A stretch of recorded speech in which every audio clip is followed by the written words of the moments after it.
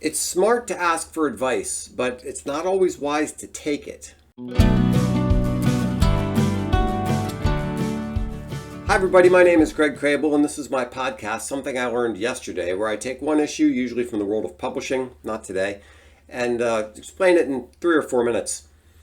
The 21 Hats podcast had an episode called Whose Advice Are You Going to Take? The host, sorry I didn't catch his name, interviewed Paul Downs, Mel Gravely, and Sarah Segal. It was an interesting conversation around the benefits of sticking to the plan, sticking to your plan, or taking advice from outsiders. Now, the Book of Proverbs says, in an abundance of counselors, there is victory. It's interesting that it doesn't say whether you need to take the advice of your counselors.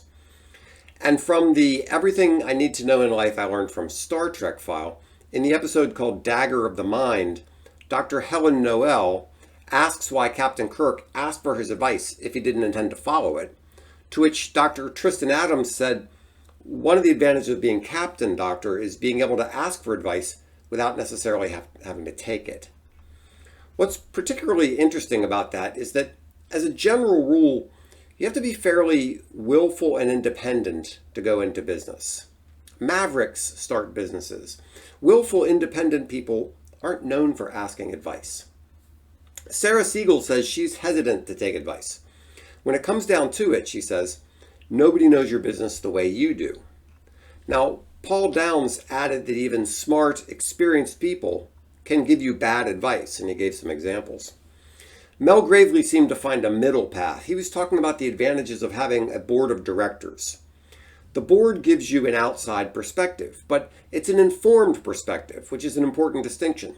They know about your business and have the right context. Still, Mel said, and the others agreed, you don't want to be in a position where you have to take the advice of the board. If you have time, listen to the whole conversation. I'll put a link below, but here are my takeaways.